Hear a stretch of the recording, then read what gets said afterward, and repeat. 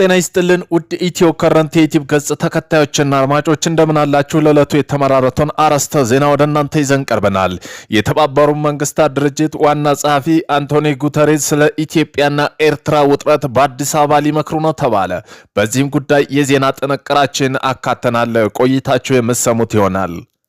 አዲስ በወጣው መረጃ መሰረት ኢትዮጵያ ዘመናዊ የመከላከያ ጦር በብዛት በመያዝ በአፍሪካ አንደኛ ከዓለም 9ኛ ሆናለች ሲል በ2026 መመዝገቧ ይፋ ሆኗል።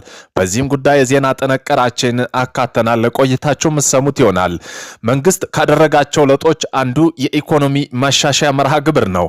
አዲስም ይጣላል የተባሉት በኢትዮጵያ ታክሲዎች ምንድናቸው የሚለውንም የዜና ጥንቅራችን አካተናል። ቆይታችሁ የምትሰሙት ይሆናል።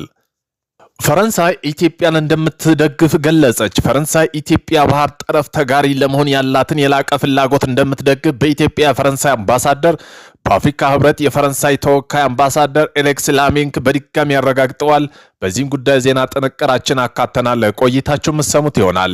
ኢራን የባላስቲክ ሚሳኤል ፕሮግራሟን በምንም አይነት ሁኔታ እንደማታቆም ገለጸች። ኢራን የጀመረችው ባላስቲክ ሚሳኤል ፕሮግራም ለማቆም ፍላጎት እንደሌላ ብሔራዊ ደህንነት ጥናት ተቋም ባለሙያ አስታውቋል።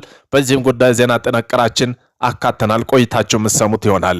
ሱዳን በድርጅቱ ሙሉ ተሳትፎዋን ለመቀጠል ያሳለፈችውን ውሳኔ ተቀብለዋል። የምስራቅ አፍሪካ የልማት በየነ መንግስት ባለስልጣን ኢጋድ የሱዳን ሪፐብሊክ በድርጅቱ ሙሉ ተሳትፎ ለመቀጠል ያሳለፈው ውሳኔ በደስታ እንደሚቀበለው አሳውቋል። የኢጋድ ዋና ጸሐፊ ዶክተር ወርቅነህ ገበየሁ እንዳለው ከሆነ የሱዳን ወደ ኢጋድ የመመለስ ውሳኔ ለቀጠናው አንድነት፣ ትብብር፣ የጋራ እርምጃ አዲስ ቁርጠኝነት ያሳያል። የኢጋድ መስራች አባል የሆነችው ሱዳን ወደ ድርጅቱ መመለሷን የተቋሙ ጋራ ቀጠናዊ ተግዳሮት የመፍታት ችሎት እንደሚያሳድግ አመላክተው በአሁኑ ወቅት ኢጋድ ሊቀመንበር የሆኑት ጅቡቲ ፕሬዝዳንት ኢስማኤል ኦመር ገሌ ላደረጉት ጥረት አመሰግናለሁ። ውይይትና የጋራ መግባባት በመፍጠር በኩል ትልቅ ሚና ተጫውተዋል ብለዋል። ድርጅቱ በሀገሪቱ ላለው ለገጠማት ተግዳሮቶች ሰላማዊ መፍትሄ ለመደገፍና ቀጠናዊ ለመረጋጋት ልማት ለማሳደግ በቅርበት ለመስራት ዝግጁ መሆኑን ተናግረዋል። ሳውዲ አረቢያ ለመጀመሪያ ጊዜ ለአልኮል ሽያጭ ፈቃድ ሰጠች። ሳውዲ አረቢያ ላለፉት 70 ዓመታት በሀገሪቱ ተግባራዊ አድርጋ የነበረውን ጥብቅ የአልኮል ክልከላ በማላላት ለመጀመሪያ ጊዜ አልኮል የሚሸጥበት ልዩ ሱቅ መክፈቷን አስታውቃለች። በዚህም ጉዳይ ዜና ጥንቅራችን አካተናል። ቆይታቸው የምትሰሙት ይሆናል። ጠቅላይ ሚኒስትር አብይ አህመድ በኢትዮጵያ የመጀመሪያ የሆነው ሰው አልባ ፖሊስ አስጀመሩ።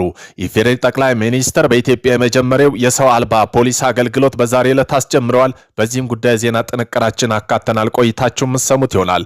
አሜሪካ በትውልድ ሀገራቸው መፈንቅለ መንግስት በማድረግ በማሴር የጦር መሳሪያ ሲያዘዋውሩ ደርሼባቸዋል ያለችውን የደቡብ ሱዳናዊ በእስራት ቀጣለች። ከዚህም ጉዳይ ዜና ጥንቅራችን አካተናል። ቆይታችሁ የምትሰሙት ይሆናል። ሐማስ ትጥቅ አልፈታም አለ። የፍልስጤም ሐማስ አሜሪካና እስራኤል መራሽ የውጭ ኃይል ወደ ጋዛ አይገቡም ሲል አስጠንቅቋል። እስራኤል ከጋዛ ጥቅለላ እስካልወጣይ ድረስ ትጥቅ መፍታት የሚባለውን የማይታሰብ ነው ሲል ሐማስ በመሪው ካሊድ መሻል በኩል መግለጫ ሰጥቷል። በዚህም ጉዳይ ዜና ጥንቅራችን አካተናል። ቆይታችሁ የምትሰሙት ይሆናል። ቤተሰብ ለመሆን ላይክ፣ ሸር፣ ሰብስክራይብ ማድረገውን እንዳይረሱ። ወደ መጀመሪያ ዜና ትንታኔያችን ስናወጣው መረጃ መሰረት ኢትዮጵያ ዘመናዊ መከላከያ ጦር በብዛት በመያዝ ከአፍሪካ አንደኛ ከዓለም 9ኛ ሆና በ2026 መመዝገቧ ይፋ ሆነ። ኢትዮጵያ በአፍሪካ አንደኛ 503,000 የመከላከያ ሰራዊት ይዛ ከዓለም 9ኛ ሆናለች። የምንጊዜም ተቀናቃይ ጥላት የሆነችው ግብጽ በአፍሪካ አንደኛ ሆና ነበር። አሁን በኢትዮጵያ ተበልጣለች። ግብጽ ሁለተኛ በመሆን 438,000 ወታደር በመያዝ ከዓለም 13ኛ ከአፍሪካ ሁለተኛ ሆናለች። ሞሮኮ 16ኛ ከዓለም ላይ 400,000 ወታደር በመያዝ በአፍሪካ 3ኛ ስትሆን አራተኛ ኤርትራ 350,000 ወታደር ይዛ በዓለም 20ኛ ሆናለች። በአፍሪካ ደግሞ 4ኛ ደረጃ ይዛለች። በቢዝነስ ኢንሳይደር እና ግሎባል ፋየር ፓወር ተመዝግቧል። ኤርትራ ኢትዮጵያ መከላከያ ግን መሬት ላይ ከተቀመጠው በጥፍ እንደሆነ እየተነገረም ይገኛል። እስራኤል በሶማሌላንድ ወታደራዊ ሰፈር ለመገንባት የምታደርገውን እንቅስቃሴ ካላቆመ ወደ ጦርነት ለመግባት ዝግጁ ነን፣ ሉዓላዊነታችን በደማችን እናስከብራለን ሲሉ የሶማሌው ፕሬዝዳንት ሐሰን ሼህ መሐመድ ከአልጀዚራ ጋር በነበራቸው ቆይታ ተናገሩ።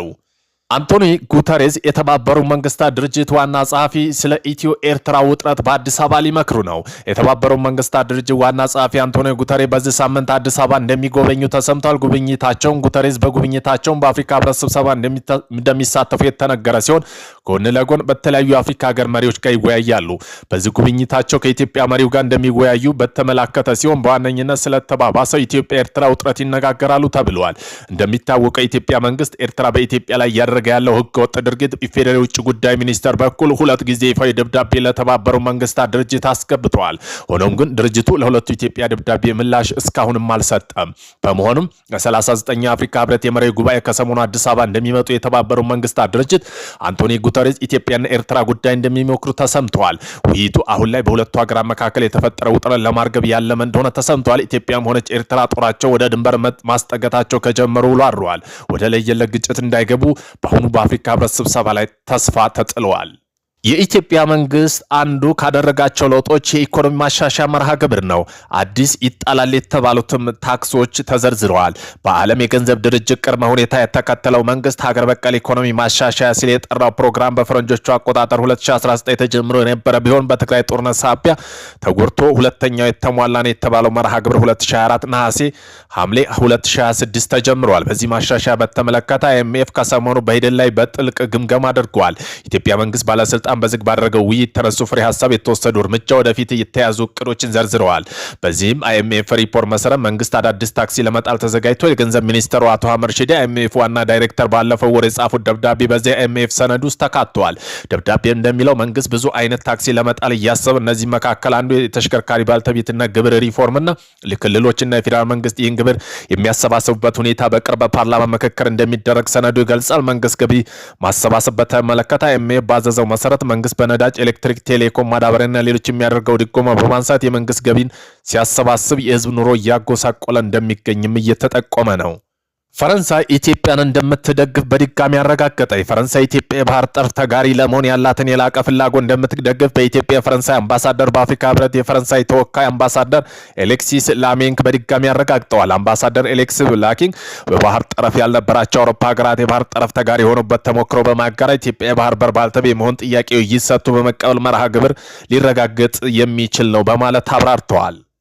ኢራን የባላስቲክ ሚሳኤል ፕሮግራሟን በምንም አይነት ሁኔታ እንደማታቆም ገለጸች። ኢራን የጀመረችውን ባላስቲክ ሚሳኤል ፕሮግራም ለማቆም ፍላጎት እንደሌላት ብሔራዊ ደህንነት ጥናት ተቋም ባለሙያ አስታውቀዋል። በሀገሪቱ ከአሜሪካ ጋር ወታደራዊ ግጭት ውስጥ የመግባት ፍላጎት ባይኖራትም ግጭት ለማስቀረት ግን ምንም አይነት ድርድር ልታደርግ እንደምትችል አሁን አጠያቂ መሆኑ ተገልጿል። እንደ ባለሙያ ማብራሪያ የቴህራን አስተዳደራዊ ሚሳኤል ፕሮግራም እንደ ሀገራዊ ደህንነት ዋስትና የሚመለከት በመሆኑም አሁን ይህንን አቋም በድርድር አሳልፎ የመስጠት እድሉ እጅግ አነስተኛ መሆኑን ታውቋል። ኢራን በቀጠና ያለው ወታደራዊ በላይነት ለማስጠበቅ ሚሳኤሎች እንደ ዋነኛ መሳሪያ እንደምትጠቀምባቸው ተመላክቶ ኢራን ከአሜሪካ ጋር የሚደረግ ቀጥተኛ ጦር ከፍተኛ ጉዳት እንደሚያስከትልባት ብታውቅም ማዕቀቦች ለማንሳት የሚደረገው ንግግሮች ግን ሚሳኤል ጉዳይ ለድርድር እንደማይቀርቡ ተናግረዋል። በአሁኑ ወቅት ዋነኛ የዲፕሎማቲ ጥያቄ ኢራን በጦርነት ለማስቀረት ስትባል ሌሎች ፖለቲካ ጉዳይ ምንም አይነት ተለዋጭ አቋም ልታሳይ ትችላለች የሚለው መሆኑ ተገልጿል። ኢራን በአሁኑም ቢሆን ወታደራዊ ትንኮሳ በመከላከል ረገድ ያላት አቋም እንደምታጠናክር ያስታወቀ ሲሆን አሜሪካ ዲፕሎማሲያዊ ግፊት በቴህራን ላይ የሚወጣውን ለውጥ በቅርበት እንደምታዩ ታውቋል። ሳውዲ አረቢያ ለመጀመሪያ ጊዜ የአልኮል ሽያጭ ፈቃድ ሰጠች። ሳውዲ አረቢያ ባለፉት 7 ዓመታት በሀገሪቱ ተግባራዊ አድርጋ የነበረው ጥብቅ የአልኮል ክልከላ በማላላት ለመጀመሪያ ጊዜ አልኮል የሚሸጥ ልዩ ሱቅ መክፈቱ አስታውቃለች። ይህ ውሳኔ በሀገሪቱ ታሪክ ትልቅ ለውጥ ተደርጎ የተወሰደ ሲሆን አተገባበሩ ግን ከፍተኛ ጥንቃቄና በተወሰኑ የህብረተሰብ ክፍሎች ላይ ብቻ የተገደበ መሆኑም ተገልጿል። ሽያጩ የሚፈቅደው ሙስሊም ላልሆነ የውጭ ሀገር ዲፕሎማት ብቻ ነው። ተጠቃሚዎች አስቀድመው ልዩ መተግበሪያ አፕ በመመዝገብና ከመንግስት ፍቃድ ማግኘት ይኖርባቸዋል።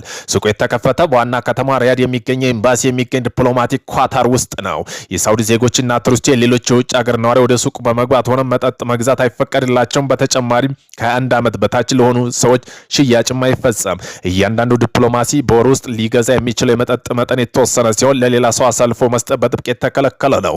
የሳውዲ መንግስት ይህን የወሰነው የዲፕሎማቲክ ቦርሳዎችን አማካኝ የሚደርስ ህገወጥ የአልኮል ዝውውር ለመቆጣጠር በሀገሪቱ ዓለም አቀፍ ዲፕሎማት ምቹ ለማድረግ እንደሆነ ተገልጿል። ይህ እርምጃ ልዑል መሐመድ ቢን ሰልማን ሀገሪቱ ኢኮኖሚ ማህበረሰብ ዘርፍ ለማዘመን የቀረጹት ቪዥን 2030 ስትራቴጂክ አካል ተደርጎ ተወስዷል።